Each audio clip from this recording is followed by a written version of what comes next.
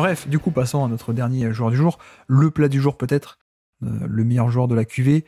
Draymond Green, 8 saisons sur la décennie. Lui aussi draft 2012, du coup.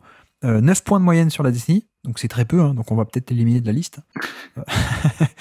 9 points de moyenne, 28 minutes de jeu par match. 16 200 minutes au total. 86e total de la décennie. 576 matchs. Niveau palmarès et récompenses, 3 fois titré NBA 15, 17 et 18. 3 fois All-Star, mine de rien. 16, 17, 18. 2 fois All-NBA.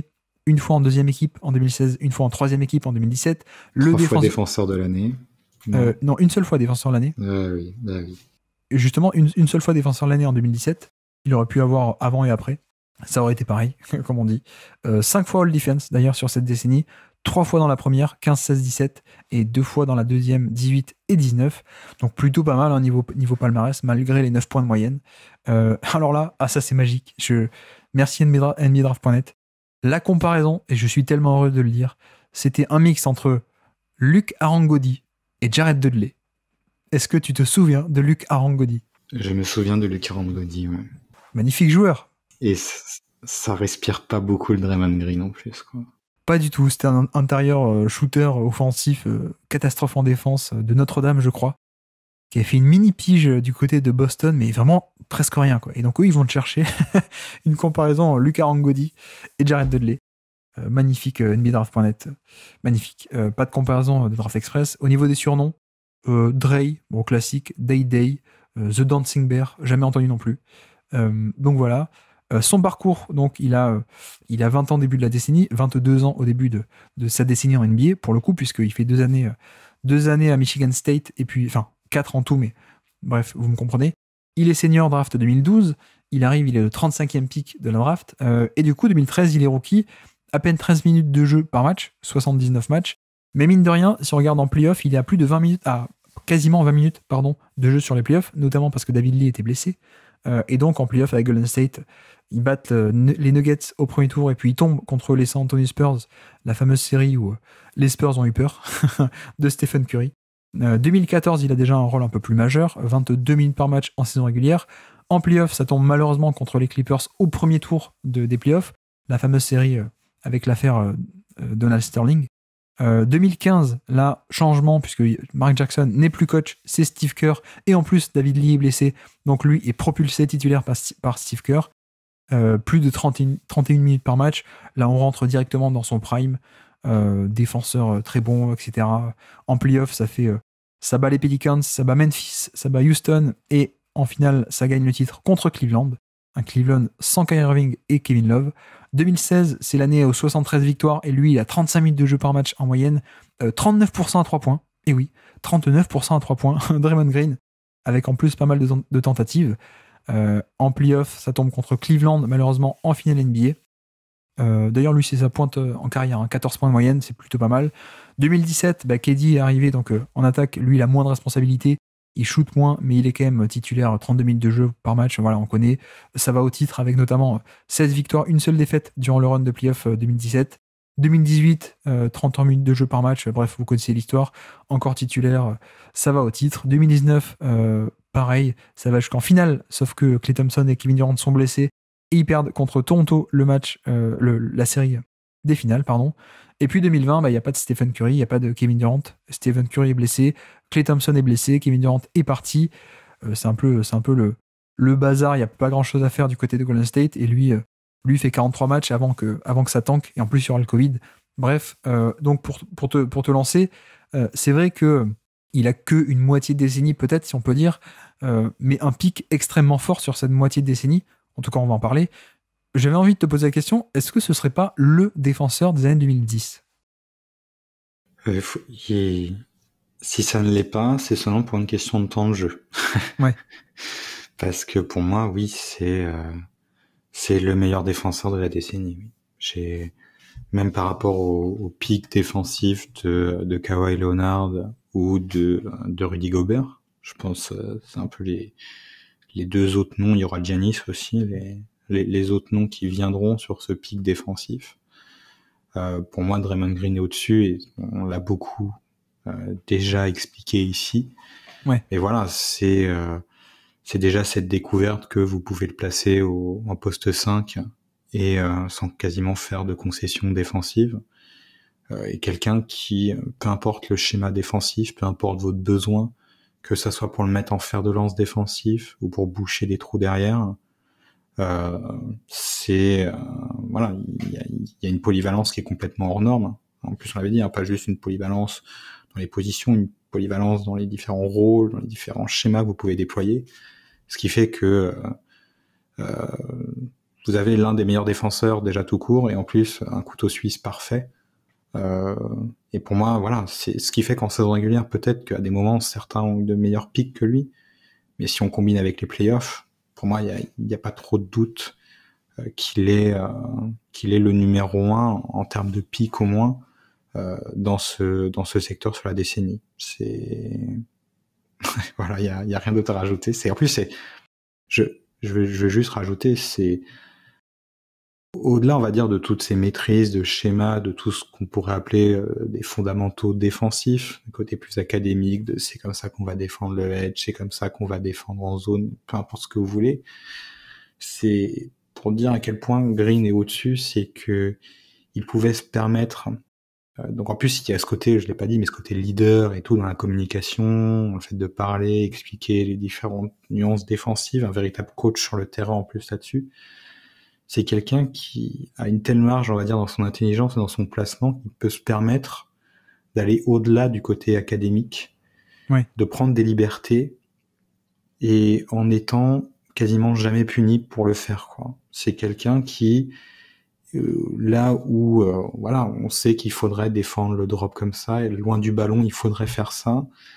Draymond Green est le joueur qui va être capable de couper une rotation ou de dire à un coéquipier de ne pas faire la rotation, alors que le schéma défensif voudrait que sur ce joueur-là, vous sortiez au niveau de l'écran, que Draymond Green se permette de rester en dessous. Il a une telle avance dans le domaine qu'il est capable, en fait, de, tout en étant dans un schéma défensif, d'être en plus une sorte d'électron libre qui va aller au-delà des consignes, mais sans avoir le côté parieur, quoi. C'est j'ai compris ce qu'il voulait faire, j'ai une maîtrise des tendances de celui qui porte la balle, de celui qui est derrière moi et tout, que là, je sais que je peux improviser. Je pense, voilà, c'est le mot que je cherchais, une capacité vraiment d'improvisation défensive qui en fait que c'est pour ça que j'ai pas trop de doute, malgré qu'il y ait d'autres joueurs qui aient d'excellents pics défensifs, qui soient le meilleur, avec en plus le paradoxe qu'on est en train de parler de la décennie où c'était sans doute dans l'histoire de la Ligue le plus compliqué de bien défendre, quoi. Pour l'instant. Pour l'instant. On n'a pas vu les 2020. C'est là, vrai, pour l'instant. Ça va aller de pire en pire. Non, mais alors c'est vrai que pour ceux qui veulent en savoir plus, on a fait un épisode spécial sur le Basket Lab, numéro 46, si ça vous intéresse. On a fait en longueur sur la défense des Warriors et Draymond Green. Pour rappeler quand même, bon, ceux qui veulent écouter que la centaine, que cette série-là, un des seuls vrais peut-être défenseurs on-ball qui peut faire les 5 postes. Je pense que ça a souvent été labellisé comme ça au cours de la décennie au niveau du scouting pour pas mal de joueurs. C'est peut-être un des seuls qui est vraiment capable de le faire. Aujourd'hui, on a peut-être des Bam Adebayo aussi ou Giannis qui peuvent le faire, mais sur cette décennie, voilà, c'était de vraiment pouvoir faire vraiment de 1 jusqu'à 5, il y avait que lui ou presque. Donc extrême polyvalence on-ball qui vient aussi de ses outils physiques anormaux. C'est pas normal, hein, ce cocktail avec une envergure de bras extrêmement grande, un torse très épais, des jambes très longues et très mobiles. Enfin, c'est une anomalie comme ça. Fantastique sans ballon, je vais pas insister comme tu l'as fait. Très cérébral avec des instincts de fou, une créativité. Et parfois, j'aime bien dire, moi, le LeBron James de la défense, tu sais. LeBron a un peu ce côté analyse cérébrale, anticipation et tout ce que tu veux, de next level en attaque, dans ses lectures, dans ses passes. Lui, il est un peu en défense. Playmaking défensif, tout ce qu'on veut. Voilà, il y a tous les rôles défensifs, il peut les tenir. L'improvisation, tout ce que tu veux. Les stats, on va pas en faire plus au niveau des stats aussi, hein. Il a des trucs, des on-off d'élite sur toute cette période-là, avec même en 2016 un score assez incroyable de moins 12 points par 100 possessions quand il est sur le terrain par rapport à quand il ne l'est pas. Bref, pareil aussi, hein, pour le score de Basketball Index, toutes ces saisons sont dans le top 50 de la décennie, donc sur plus de 2000 saisons individuelles, toutes ces saisons sont dans le top 50. Bref, la valeur aussi qui se transpose en playoff, ça c'est aussi intéressant par rapport notamment peut-être à Gobert. Le côté switch qui a jamais été aussi fort que durant la deuxième moitié des 2010 et durant la dynastie des Warriors. Donc ça, c'était assez important. Donc ce côté polyvalence qui se transpose bien et le côté, comme tu dis, instinct, improvisation, proactif même en défense qu'il avait à un degré que n'avait pas Kawhi Leonard, peut-être pour un peu le comparer à ces deux rivaux comme tu l'as fait. Après, si on peut... voilà, la défense, on a compris. Pour s'attarder un peu plus sur l'attaque, moi ça m'intéressait d'avoir ton avis. Finalement, quelle était sa valeur en attaque sur ces saisons-là? Parce que c'est ce qui va aussi déterminer à quel point le joueur dans sa globalité était bon ou non. Comment est-ce que toi, tu penses qu'a été sa valeur offensive au cours de ces années? Ça va être compliqué. Sa valeur est... je pense que je la mettrais à neutre. Ouais. Je la mettrais à neutre dans le sens où, pour commencer par les points négatifs, zéro spacing apporté, donc excepté une saison, on n'a pas trop compris pourquoi. Voilà, que des saisons où au tir il n'est absolument pas une menace et on a presque envie de dire quasiment peu importe l'endroit du terrain, même si il aura, pour le coup je vais mélanger avec les qualités, des choses intéressantes, à porter la balle, à passer, il y a des gros taux de perte de balle. Ouais. Pas vraiment une grosse menace de mon point de vue au rebond offensif. Donc là-dessus, voilà, il y a des choses qui, malgré, on va le dire, son rôle quasiment idéal, malgré ses limites offensives dans le contexte de Golden State, il y a quand même des points négatifs qu'il ne faut absolument pas exclure. Après, point positif, si Draymond Green a des qualités offensives, c'est celle de pouvoir un peu porter la balle. Et encore, quand on le réfère à sa taille, bon, à quel point il est une anomalie, je sais pas. Et d'être un décisionnaire plutôt bon, dans le sens, il va savoir prendre des risques, et de pouvoir aller finir les actions sur tous ces fameux short rolls générés par Curry. Après voilà, on a un taux de perte de balle qui, je crois, sur la décennie est de l'ordre de 20%, quoi. Oui, c'est beaucoup. Il y a aucune passe, on va dire, vraiment très facile pour Draymond Green. Il est toujours dans des positions de short roll, qui a quand même été l'un des facteurs différenciants sur le poste des intérieurs sur la décennie, avec beaucoup... Short roll, pour préciser pour ceux qui savent pas, c'est en gros il y a un pick and roll et plutôt que de plonger directement au panier, il s'arrête un peu avant et en gros il est au milieu de la défense avec la balle, il doit faire un peu un choix dans le mouvement, quoi. C'est ça, c'est pas juste un pick and roll à Rudy Gobert où vous jouez le alley-oop, c'est non, vous recevez la balle plutôt à 5-6 mètres et vous avez une défense en rotation et vous devez prendre la bonne décision, quoi. Que ça soit d'aller jouer tout simplement la pénétration jusqu'au bout, de jouer la passe, une sorte de alley-oop, ce qu'on a souvent vu, où c'est Draymond Green qui, en pénétration, donnait un alley-oop à l'autre intérieur qu'il pouvait avoir dans l'équipe, que ce soit Bogut, etc.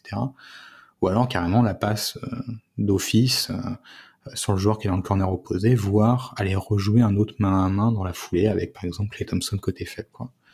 Et c'est vrai que les short rolls, on avait eu beaucoup d'intérieurs de la décennie ne pas être capable de s'adapter là-dessus.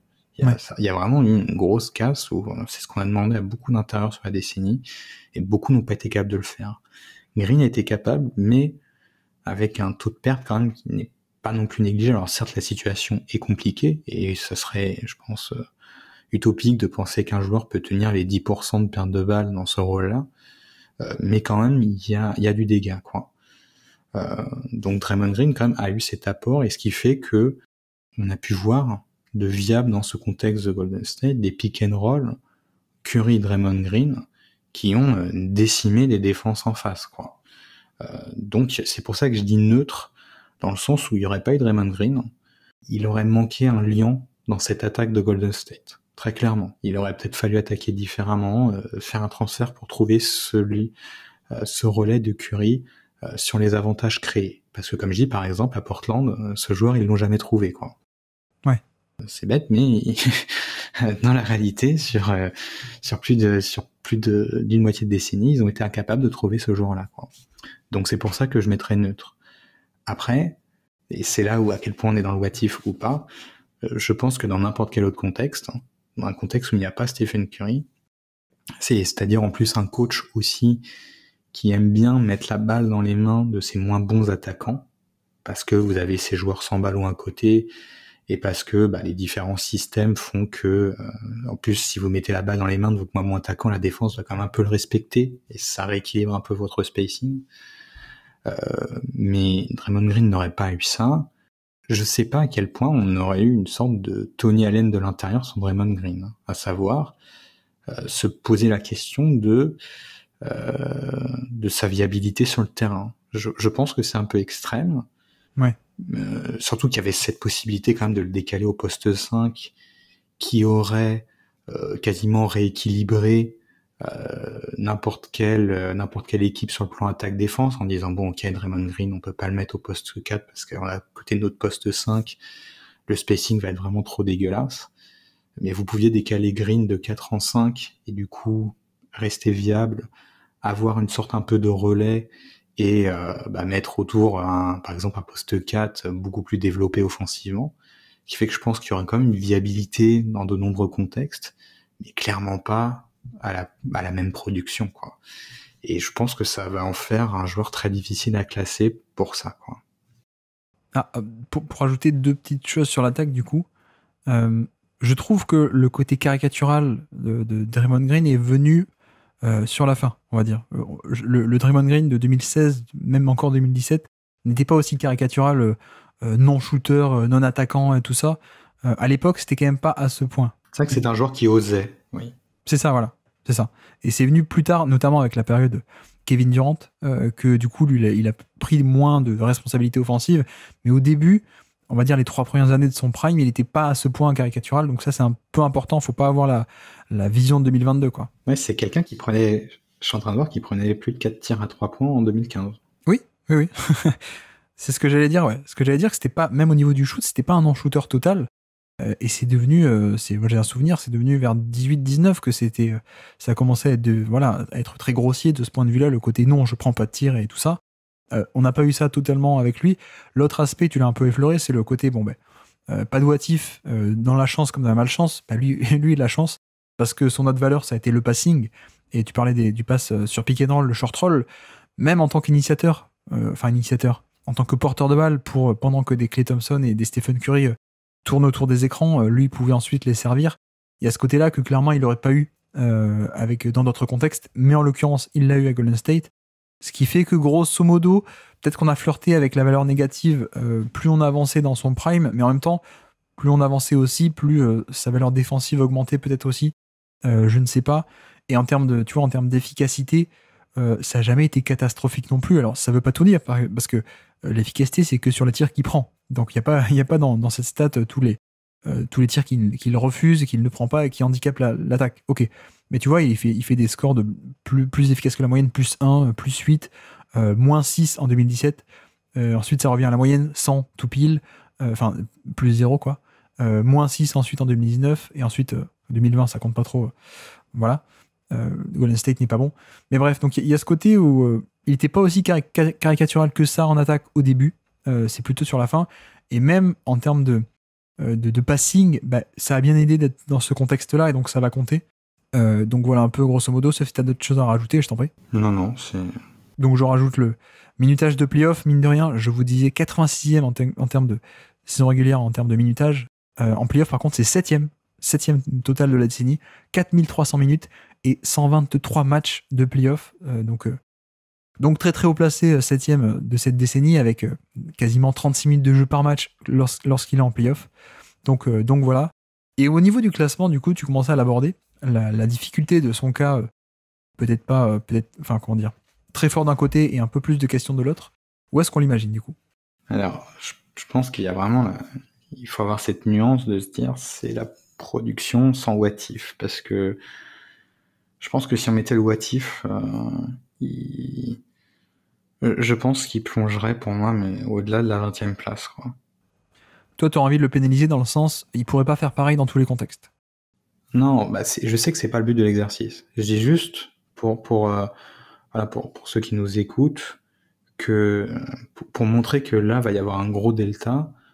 Je pense que si on prend les 29 autres contextes de franchise qui ont été possibles, et bon, voilà, c'est un what if avec toutes les hypothèses, je pense que elle est peut-être pas dans les 29 autres, mais dans au moins plus de 20 des franchises, je pense qu'on parle d'un joueur qui ici n'aurait pas été dans les 20 premiers non, quoi.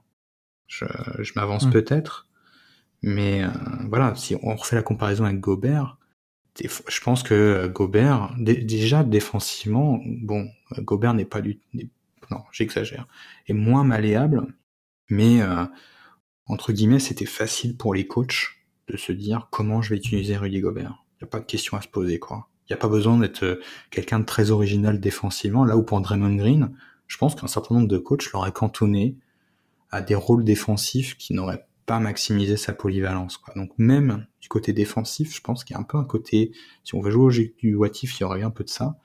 Et voilà, après offensivement, Rudy Gobert, bon bah c'est le joueur de rôle parfait, comme on en a eu plein d'autres, des DeAndre Jordan, des Tyson Chandler et compagnie, qui ont été très valables, très faciles à implémenter. Et ce qui fait que je pense que dans une majorité de cas, Gobert, là, sa 16e place, elle aurait pas trop bougé, même si Utah l'a peut-être plutôt bien maximisé. Dans d'autres contextes, je pense pas qu'il y aurait une grosse chute, quoi. Draymond Green, Oui. J'ai pas trop de doute qu'il y aurait une grosse chute si on aurait été dans une majorité de contextes, quoi. Mais là, si on va prendre suite Golden State, encore une fois, il y a des négatifs clairement offensivement. J'avoue que je suis tenté de le mettre dans les 10 premiers noms, quoi. Ouais, du coup, ouais, je l'avais aussi par là, en haut de ma fourchette haute, jusque dans le top 10. Après, avec cette nuance aussi que très fort, mais en même temps, il n'y a qu'un seul côté du terrain. Et au final, si on s'amuse un peu à compter les saisons comme on fait, son prime, c'est 15, 16, 17, 18, 19. Ouais. Ça fait 5 saisons. Un peu des trucs sympathiques, 13 et 14. Bah, les 13, on élimine les rookies. Un peu sympathique 14, on va dire, mais c'est un temps de jeu à 22 minutes par match. On va dire 5,5 de très valuable. Et puis 2020, on compte pas parce qu'en fait, il y a ça aussi, hein, Draymond Green dans un contexte non compétitif, ça sert pas à grand chose, on l'a bien vu. C'est pas lui qui va faire que l'équipe va être bonne. Bref. Donc avec ce truc-là, c'est vrai que j'étais un peu tenté de le mettre au-dessus de Rudy Gobert, déjà très simplement parce que la valeur, on va dire, elle est similaire, voire même peut-être un peu plus de Draymond Green, et sur plus de saisons, tout simplement. Donc j'avais un peu en point bas Rudy Gobert, donc 16e. Je me demandais à quel point il pouvait monter. Notamment Blake Griffin qui est 10e. Je sais pas qu'est-ce que t'en penses. Même Antetokounmpo hein, qui est 9e. C'est peut-être un trop Antetokounmpo. Il a quand même deux ou trois saisons de très très haut niveau quand même. Très complet, Ouais, je veux dire. J'avoue que tu vois, j'ai commencé par Gobert et me dire, ben non, j'ai regardé la longévité de Gobert et tout, il y a peut-être une saison en plus. Mais du coup, non, comme je préfère Draymond Green, bah, j'ai commencé à monter. Et tu vois, après je me suis posé la question de John Wall. Bon, bah pour le coup, t'as cet initiateur offensif qui est vraiment là. Et en plus, bon, on l'a dit, moi défensivement, j'aurais espéré mieux, mais bon, c'est pas pour dire que c'était négatif non plus. Donc en plus, un peu un équilibre des deux côtés du terrain. Mais je me dis qu'entre ça et un joueur qui a eu le meilleur impact défensif de la décennie, quelqu'un qui est capable de créer des différentiels de ce côté-là du terrain, surtout qu'en plus Golden State a souvent quand même été plus mis sur le terrain des joueurs à vocation défensive plutôt qu'offensive. On peut penser à Bogut et ses restes. Il y avait André Godala qui était là.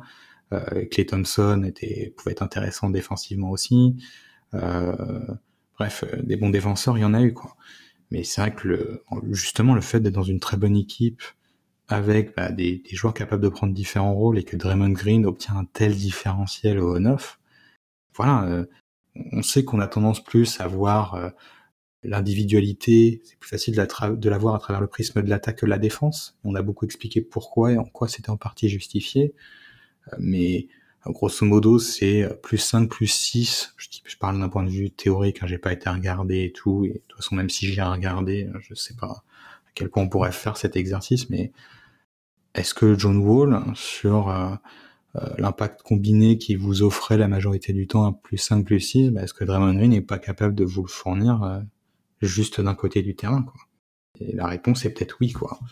Donc c'est pour ça que j'avoue que j'avais envie de le mettre dans cette zone-là, parce que même s'il y a des points, comme je disais, on est entre le neutre et le début du négatif pour moi offensivement, il y a le meilleur impact défensif de la décennie et en plus impact, comme je disais, qui en play-off, je pense qu'il sait même pas qu'il est équivalent, il est peut-être même encore plus mis en valeur.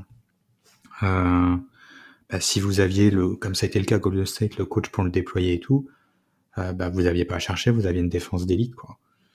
Même si, bon, comme tu le dis, en 2020, voilà, c'est pas quelqu'un qui est valable dans tous les contextes, et ça, je le pense réellement.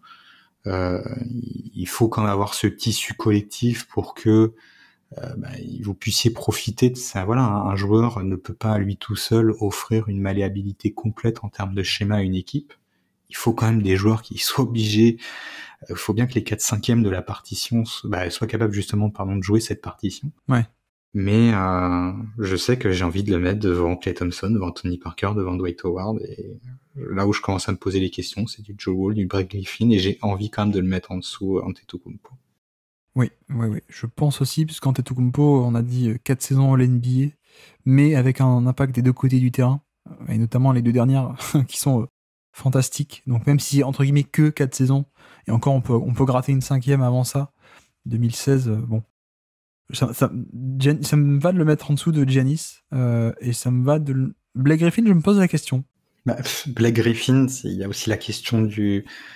Si on joue encore une fois de plus aux productions, il y a la question du contexte, où le contexte pour Blake Griffin, même si pour déployer Blake Griffin, le contexte idéal était très compliqué à avoir, ça a toujours été un peu la seconde... Ça a pas toujours, non, ça a longtemps été un peu la seconde roue du carrosse, et avec en plus des impacts défensifs limités, donc Blake Griffin aurait pu faire beaucoup plus en termes de production, mais n'a pas eu l'occasion de le faire, quoi. On l'a pas fait. Ouais. Non, je suis assez d'accord. Devant Klay Thompson, moi, ça me paraissait assez évident. Moi, la zone, c'est Giannis Antetokounmpo, Dwight Howard. C'est la zone qui me... Ouais, non, mais je suis assez d'accord. Après, ma question, c'est en dessous ou au-dessus de Blake Griffin. Allez, j'écoute mon billet, je vais le mettre au-dessus. Ça pourrait être amené à être reclassé. Mais ok, donc ça serait 10e actuellement, entre Giannis et John Wall 11e. Ouais, et comme je dis, hein, le delta, si je pense que je sais pas s'il y a un joueur où on dit, bon, on tire une franchise au pif, quoi, et on te met dedans. Je pense qu'il n'y a pas un joueur qui descend qui a une chute aussi vertigineuse que celle de Draymond Green, quoi. Que je réfléchisse, ouais, c'est pas faux. C'est pas faux. Ça m'arrange si on le met là, du coup, 10e. Comme ça, on va se prendre des remarques sur Draymond Green et plus sur Kyle Lowry. Kyle Lowry va être un peu oublié. Mais ok, faisons comme ça. Faisons comme ça pour le classement. Rapidement, petit quiz pour finir. C'est un kick à 5000 points. Kick à 5000 points, on parle de la draft 2012. Est-ce que tu es capable de me citer des joueurs de cette draft ? Je ne sais que tu n'es pas spécialiste de draft, mais quand même, des joueurs à plus de 5000 points en carrière de cette draft 2012. Anthony Davis ? Oui, Anthony Davis, oui. Bradley Beal ? Évidemment. Est-ce que ça serait pas l'année de Lillard aussi ? Exactement, Lillard. En fait, j'ai du mal à représenter ce que ça vaut, 5000 points. Genre, Draymond Green, il a combien ? Mais il est autour des 5000, c'est pour ça que j'avais pris ça comme repère. Ok, d'accord. C'est pas énorme, hein, 5000 points en 10 ans de carrière. Pour te dire, hein, par exemple, je te fais deviner le plus bas.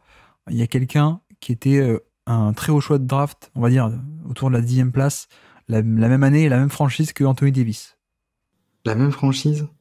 Même franchise qu'Anthony Davis, 10e pick. Austin Rivers ? Austin Rivers, voilà. Austin Rivers a 5000 points en carrière.